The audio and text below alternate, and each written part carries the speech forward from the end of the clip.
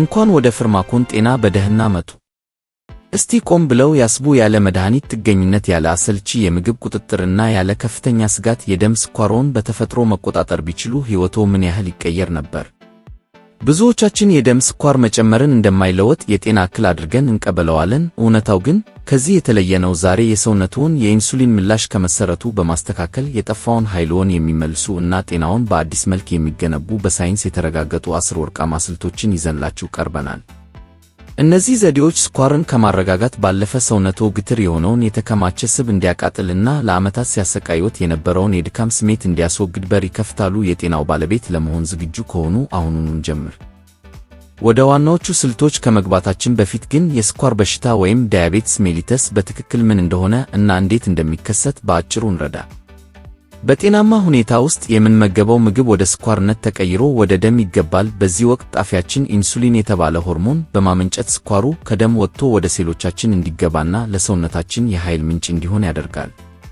የስኳር በሽታ የሚከሰተው ግን ይህ የተፈጥሮ ዑደት ሲዛባ ነው። ወይ ጣፊያችን በቂ ኢንሱሊን ማመንጨት ያቆማል ወይም ደግሞ ሴሎቻችን ለኢንሱሊን ትዕዛዝ እምቢ ይላሉ። ይህ ሁኔታ ኢንሱሊን መቋቋም ይባላል። በውጤቱም ስኳሩ ወደ ሴል ገብቶ ኃይል ከመሆን ይልቅ ደም ውስጥ ታስሮ ይቆያል። አሁን የምናያቸው ስልቶች ግባቸው ይህንን የተቆለፈ የሰውን ሥራ በድጋሚ መክፈት ነው። ዘዴ 1 ዝቅተኛ ስኳር የሚለቁ እና ፋይበር ያላቸው ምግቦች። የመጀመሪያውና ዋነኛው ስልት የምንመገበውን የምግብ አይነት በጥበብ መለየት ነው። እዚህ ጋር የምግቦች ስኳር የመልቀቅ ፍጥነት ወይም ሳይንሳዊ በሆነው አጠራሩ ግሊሴሚክ ኢንዴክስ የሚባል መለኪያ አለ። ይህ መለኪያ አንድ ምግብ ከተመገብነው በኋላ በምን ያህል ፍጥነት ወደ ስኳርነት ተቀይሮ ደም ውስጥ እንደሚገባ የሚነግረን መለኪያ ነው። እንደ ነጭ ዳቦ፣ ሩዝ እና ጣፋጮች ያሉ ምግቦች ደም ውስጥ እንደ ሰደድ እሳት ስኳርን በፍጥነት ይጨምራሉ። በተቃራኒው ግን እንደ አጃ፣ ባቂላ፣ ምስር እና አትክልቶች ያሉ ምግቦችን ሲመርጡ ስኳር ወደ ደም የሚገባው በዝግታ በቁጥጥርና በተረጋጋ ሁኔታ ነው። ከዚህም በተጨማሪ ፋይበርን መጨመር ትልቅ ለውጥ ያመጣል። ፋይበር ልክ እንደ ብሬክ ሆኖ በማገልገል ምግብ ወደ ስኳር የሚቀየርበትን ፍጥነት ያዘገየዋል። ጥናቶች እንደሚያሳዩት በፋይበር የበለጸገ አመጋገብ የረጅም ጊዜ የስኳር መለኪያ የሆነውን ኤዋንሲ በ1% የመቀነስ አቅም አለው። ይህ ማለት ደግሞ ከስኳር በሽታ ጋር ተያይዘው የሚመጡ ስጋቶችን በከፍተኛ ሁኔታ ያስማል። ዘዴ 2 የአፕል ሳይደር ኮምጣጤ። ከምግብ ምርጫ ቀጥሎ ደግሞ በኩሽናችን ውስጥ ወደሚገኝ አንድ ተአምረኛ ፈሳሽ እንለፍ። የአፕል ሳይደር ኮምጣጤ ለደም ስኳር ቁጥጥር ካሉት እጅግ ውጤታማ የተፈጥሮ ስጦታዎች አንዱ ነው። ከምግብ በፊት 1 ወይም 2 የሾርባ ማንኪያ ኮምጣጤ በአንድ ብርጭቆ ውሃ በጥብጦ መጠጣት ከምግብ በኋላ የሚከሰተውን ድንገተኛ የስኳር መጨመር እስከ 30% የመቀነስ አስገራሚ አቅም አለው። ለመሆኑ ሳይንሳዊ ሚስጥሩ ምንድነው? በኮምጣጤው ውስጥ አሴቲክ አሲድ የተባለ ንቁ ንጥረ ነገር ይገኛል። ይህ ንጥረ ነገር በሁለት መንገድ ሥራውን ያከናውናል። አንደኛው ካርቦሃይድሬት ወደ ስኳር ተቀይሮ ወደ ደም የሚገባበትን ፍጥነት በማዘግየት ለሰውነቱ ፋታ ይሰጠዋል። ሁለተኛውና ዋናው ሥራው ደግሞ ጡንቻዎቹ በደም ውስጥ ያለ ስኳር በፍጥነት እንዲመጡ እና እንዲጠቀሙ በር ይከፍታል። ይህም ማለት ሴሎቹ ለኢንሱሊን ትዕዛዝ እሺ ብለው ምላሽ እንዲሰጡ ያደርጋቸዋል። በአጭሩ አፕል ሳይደር ኮምጣጤ ሴሎቹ ስኳርን በብቃት እንዲያቃጥሉ የሚያነቃቃ ተፈጥሯዊ ረዳት ነው። ዘዴ 3 መደበኛ የአካል ብቃት እንቅስቃሴ። ከአመጋገብ ስልቶች ጎን ለጎን ደግሞ የሰውነታችንን የተፈጥሮ ሞተር ወደ ማነቃቃት እንለፍ። የአካል ብቃት እንቅስቃሴ ማድረግ ለደም ስኳር ቁጥጥር የሚሰጠው ጥቅም እጅግ አስገራሚ ነው። እንቅስቃሴ በሚያደርጉበት ወቅት ጡንቻዎችዎ ልክ እንደ ስኳር መምጠጫ ስፖንጅ ሆነው ያገለግላሉ። እዚህ ጋር ነው ትልቁ ሳይንሳዊ ሚስጥር ያለው። በተለመደው ሰዓት ስኳር ወደ ሴል ለመግባት የኢንሱሊን ቁልፍ ያስፈልገዋል። ነገር ግን ጡንቻዎችዎ ሲንቀሳቀሱ ኢንሱሊንን ሳይጠብቁ በደማቸው ውስጥ ያለን ስኳር በቀጥታ ስበው የመውሰድ እና ለኃይል የመጠቀም ልዩ አቅም አላቸው። ይህ ማለት ሰውነትዎ ያለ ኢንሱሊን እርዳታ ስኳርን ማቃጠል ይችላል ማለት ነው። የሚገርመው ደግሞ ይህ ውጤት እንቅስቃሴውን ካቆሙ በኋላም ቢሆን ለተከታታይ ከ24 እስከ 48 ሰዓታት ድረስ ይቆያል። ለዚህም ነው በቀን ለ30 ደቂቃ ብቻ የሚደረግ ፈጣን የእግር ጉዞ የሰውነትዎን የኢንሱሊን ምላሽ በማሻሻልና የስኳር ክምችትን በመቀነስ ረገድ ተአምረኛ ውጤት የሚያመጣው። ዘዴ 4 ጭንቀትን በአግባቡ መቆጣጠር። አካላዊ ጤንነት ብቻ ሳይሆን የአእምሮ ሰላምም ለደም ስኳር ቁጥጥር ቀጥተኛ ተጽዕኖ አለው። ብዙዎቻችን ሳናስተውለው የምንቀረው ትልቅ ጠላት ቢኖር ጭንቀት ነው። በሥራ፣ በኑሮ ወይም በተለያዩ ምክንያቶች ስንጨነቅ ሰውነታችን ኮርቲሶል የተባለውን የጭንቀት ሆርሞን በከፍተኛ ሁኔታ ያመነጫል። ይህ ሆርሞን ለሰውነታችን የሚሰጠው መልእክት ግን አስደንጋጭ ነው። ኮርቲሶል ለጉበታችን አደጋ አለ፣ ተጨማሪ ኃይል አምርት የሚል ትዕዛዝ ያስተላልፋል። በዚህ ጊዜ ጉበት የተከማቸውን ስኳር በሙሉ ወደ ደም ውስጥ ይለቀዋል።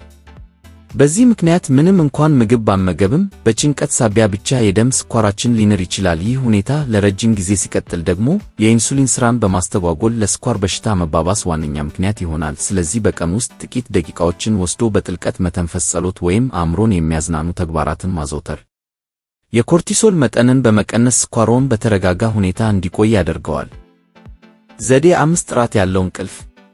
ሰውነትዎ የደም ስኳርን እንዲያረጋጋ እና ራሱን እንዲያድስ ከሚያስፈልጉት ነገሮች ውስጥ እንቅልፍ አንዱና ቀዳሚው ነው። ብዙዎቻችን እንቅልፍን እንደ ረፍት ብቻ ብናየውም ለሰውነታችን የሆርሞን ሥርዓት ግን ወሳኝ የማስተካከያ ሰዓት ነው። በቂ እንቅልፍ ካላገኘን የሰውነታችን የረሃብ ቁጥጥር ሥርዓት ይናጋል። እዚህ ጋር ሁለት ተቃራኒ ሆርሞኖች አሉ። ግሬሊን የተባለው የረሃብ ሆርሞን ሲጨምር፣ ሌፕቲን የተባለው የመጥገብ ምልክት የሚሰጠው ሆርሞን ደግሞ ይቀንሳል። ይህ መዛባት በማግስቱ ከፍተኛ የሆነ የስኳርና የጣፋጭ ፍላጎት እንዲያድርብን ያደርጋል። እንቅልፍ ማጣት ሰውነታችንን ለኢንሱሊን እምቢተኛ እንዲሆን ስለሚያደርገው ስኳር በደም ውስጥ እንዲከማች መንገድ ይከፍታል። ስለዚህ በቀን ከ7 እስከ 9 ሰዓት ጥራት ያለው እንቅልፍ ማግኘት ኢንሱሊን ስራውን በብቃት እንዲወጣ እና ሰውነትዎ ያከማቸውን ስብ በቀላሉ እንዲያቃጥል ቁልፍ ሚና ይጫወታል። ዘዴ 6 በቂ ውሃ መጠጣት። የሰውነትዎን የውስጥ እድሳት ለመርዳትና የደም ስኳርን ለማመጣጠን ሌላው እጅግ ቀላል ግን ውጤታማ መንገድ በቂ ውሃ መጠጣት ነው። ውሃ ለደም ስኳር ቁጥጥር ወሳኝ የሆነው በሁለት ዋና ዋና ምክንያቶች ነው። አንደኛው ኩላሊታችን ትርፍ ስኳርን ከደም ውስጥ አጣርቶ በሽንት መልክ እንዲያስወግድ ይረዳል። ኩላሊት ይህንን ሥራ በአግባቡ ለመወጣት ደግሞ በቂ ፈሳሽ ይፈልጋል። ሁለተኛው ምስክር ደግሞ የደም መከማቸት ወይም ኮንሰንትሬሽን ነው። ሰውነትዎ በውሃ ሲጠማ በደም ዝውውር ውስጥ ያለው የፈሳሽ መጠን ይቀንሳል። ይህም በደም ውስጥ ያለው የስኳር ክምችት ይበልጥ እንዲገዝፍና መጠኑ ከፍ እንዲል ያደርገዋል። ለማነጻጸር ያህል 1 ማንኪያ ስኳር ግማሽ ብርጭቆ ውሃ ውስጥ ከመጨመርና ሙሉ ብርጭቆ ውሃ ውስጥ ከመጨመር ጋር ያለውን ልዩነት ማሰብ ይቻላል። ውሃ በጠጣን ቁጥር በደማችን ውስጥ ያለውን ስኳር እናቀጥነዋለን። ስለዚህ በቀን ቢያንስ ከ2 እስከ 3 ሊትር ውሃ መጠጣትን ልምድ ያድርጉ። ይህም ኩላሊቶ ትርፍ ስኳርን እንዲያጥብና ደሞ እንዲቀጥን በማድረግ የስኳር መጠንዎን በጤናማ ደረጃ ለማቆየት ይረዳዎታል። ዘዴ 7 የምግቦችን የማጣመር ጥበብ። ወደ ምግብ ገበታችን ስንመለስ ሌላኛው ትልቅ ምስጢር የምንበላው የምግብ አይነት ብቻ ሳይሆን አመጋገባችን ላይ ነው። ብዙዎቻችን እንደ ዳቦ፣ ሩዝ ወይም ድንች ያሉ ካርቦሃይድሬቶችን ብቻቸውን መመገብ እንወዳለን። ነገር ግን ካርቦሃይድሬት ብቻውን ወደ ሆድ ሲገባ በፍጥነት ተፈጭቶ ወደ ስኳርነት በመለወጥ በደማችን ውስጥ እንደ ሰደድ እሳት ይሰራጫል።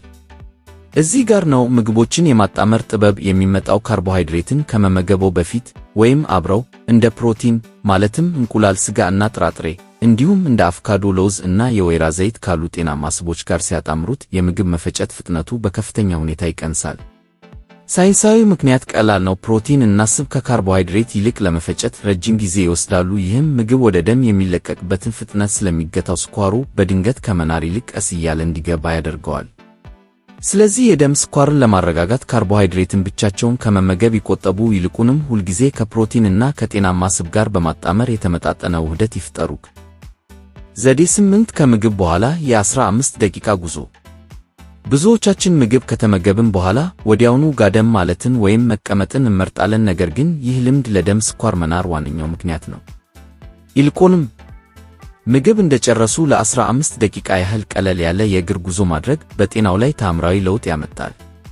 ሳይንሱ እንደሚነግረን ምግብ ከተመገብን በኋላ ባሉት የመጀመሪያዎቹ 60 እና 90 ደቂቃዎች ውስጥ የደም ስኳር መጠናችን ከፍተኛው ደረጃ ላይ ይደርሳል። በዚህ ወሳኝ ወቅት ጡንቻዎቻችንን ስናንቀሳቅሳቸው በምግብ መልክ የገባውን ግሉኮስ ወዲያውኑ ሰብስበው ለኃይል መጠቀም ይጀምራሉ።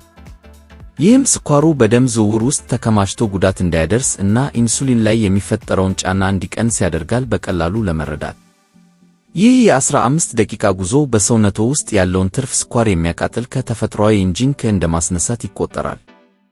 ዘዴ 9 ማግኒዥየም።